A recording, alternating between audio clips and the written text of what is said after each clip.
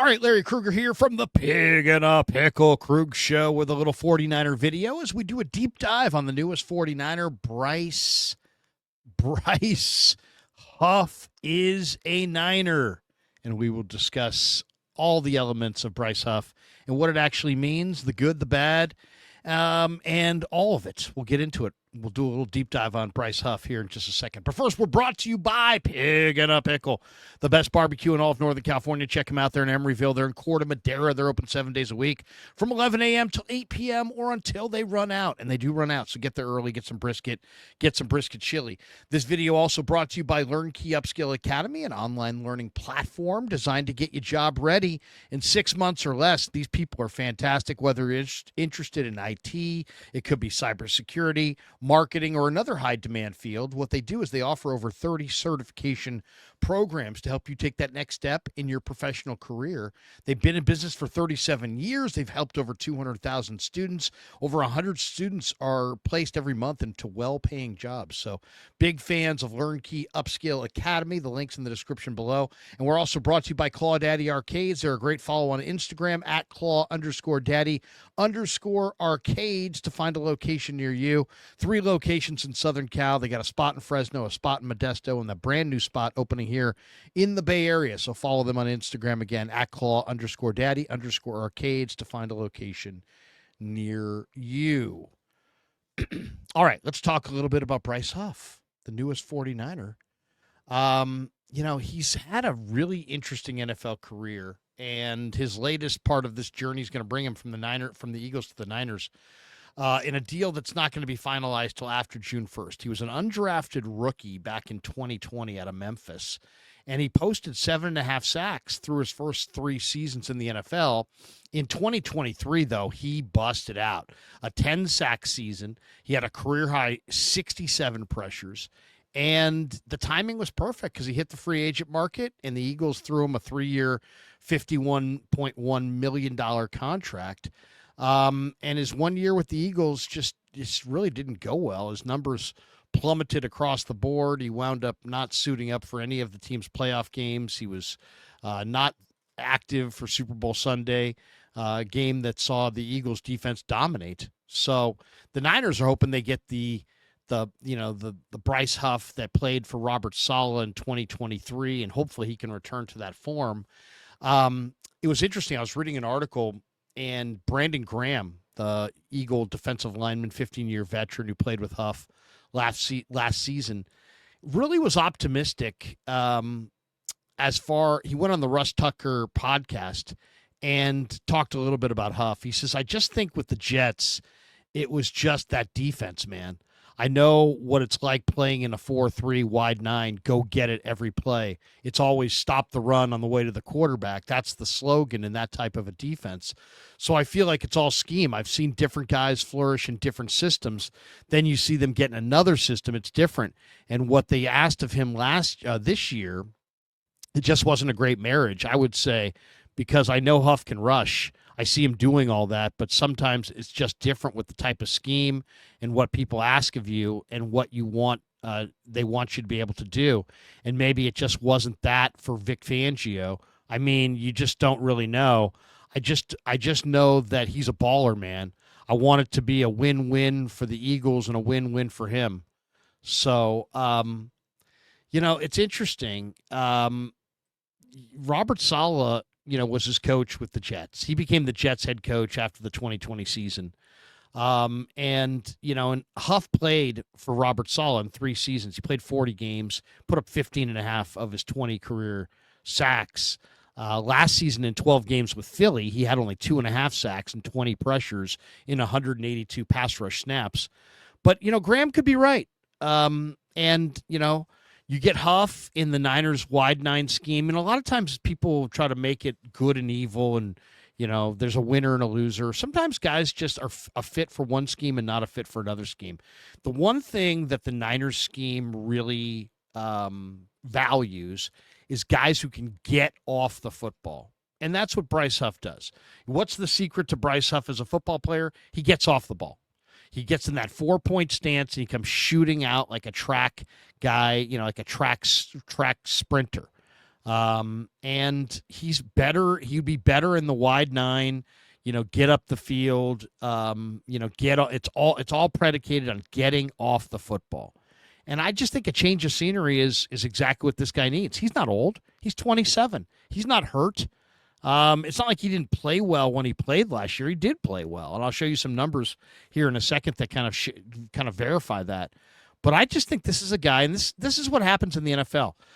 Coaches change, schemes change, guys need changes of scenery from time to time, and I think Bryce Huff is a perfect example of that. So the Niners, get him, and he restructures his deal to come to the 49ers.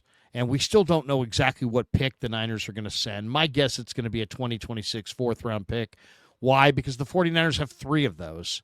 And I think they'll be willing to move off of one of them for a veteran pass rusher like Bryce Huff. So, if you look at this, as far as the Eagles are concerned, it clears more than $15 million off their salary cap. The team is only receiving $2.4 million in practical savings, so it's not a huge cap deal or cap relief for the Eagles. Originally, Huff would have counted $7.4 million against the 2025 cap with his option bonus prorated over the next 5 years. Now the Eagles will have to absorb $4.94 million in dead cap charge this year and $16.6 million in dead cap money in 2026. So that's kind of how it pans out as far as their cap. And I just think when you look at this situation, this is just this guy fits better in the wide nine than he does in the Eagles system. And, it's not a surprise that the Eagles moved off of him. Their asking price probably around the draft was probably higher, and they didn't get they didn't get their asking price. And so Adam Schefter reported it. It's going to send the deal. The deal's going to send it to the Niners for a mid-round pick, and it will officially take place after June 1st. And a day 3 pick is going back to the Eagles. My guess is it's a 4th. It could be a 5th. But he's restructured his deal to facilitate the trade. Philly declined his option bonus, which was worth $15.5 million guaranteed, giving him a 2025 base salary for the same amount, and then they converted $9.05 million of that salary into a signing bonus, and now they're going to absorb the dead money of over 2 years instead of 1. And the Niners will take on the remaining $7.95 million in base pay for the upcoming season. Philly will save more than $15 million in cap space, while the Niners become responsible for the final couple years of Huff's contract. So, it's funny. The expectations were that Huff was going to be really, really good, and it just didn't happen. And now this deal reunites him with Robert Saleh. The two worked well together with the Jets. Saleh was the head coach for Huff's final 3 years in New York. And, I personally think Huff is the best defensive end the Niners will have opposite Nick Bosa. I mean, a lot of people will say, well, D Ford. Yeah, D Ford was way, way better in Kansas City than he ever was with the Niners. The most sacks D Ford ever had in the season with the Niners was 6.5. D Ford had fewer sacks in 3 seasons with the Niners than what Bryce Huff had in 2023 alone. So, and also Bryce Huff's only 27. He's healthy. D Ford, was an older player, had injuries. I think there's no doubt that Bryce Huff has potential to be the best defensive end the Niners have had opposite Nick Bosa. And, if you looked at 2023 Bryce Huff, 10 sacks. He also had an NFL high 21.3 pressure rate. And he just didn't adapt to Vic Fangio's scheme. They're not the same scheme. Fangio runs a different scheme than Saleh. The front that the Niners run is different than what Philly runs. So now Huff in San Francisco can focus on just doing what he does best, which is get off the football and shoot up the field, rush the passer. And it also frees up Mikael Williams to take on a little bit more of a varied role on third downs, which I think suits him better. Mikael Williams, I think the strength of Mikael Williams is that he can play inside in the NASCAR package. So you could see him at defensive tackle. And I think you're going to see Huff and Bosa and Williams rushing together, as part of their 4 defensive end alignment. And it's probably smart for Howie Roseman. It wasn't a good fit, and this allows Howie to get out from underneath a player that didn't fit. They let Josh Sweat walk away to Arizona in free agency, and they have Nolan Smith there, but they also brought in Azeez Ojulari and Patrick Johnson and Josh Uche, and they also have Jalix Hunt. So the Eagles really have numbers here, and they just didn't have a need for Bryce Huff. So if you look at 2023 under Robert Saleh, Bryce Huff ranked 7th in pass rush productivity. He was more efficient per snap in 2023 than Nick Bosa. He was more efficient per snap in 23 than Trey Hendrickson, than Max Crosby. He was 3rd in pass rush win rate at 22.9%. So, the Eagles used him almost exclusively on the left side. He was on the left side 94% of the snaps. Saleh had him split left and right. He produced equally well on both sides, and he shows versatility. He led the NFL. Bryce Huff led the NFL with a 21.8 pressure rate last season. I should say in 2023. He also led the NFL in pressure rate in 2022. So a lot of people are like, oh, this guy's a one-year wonder.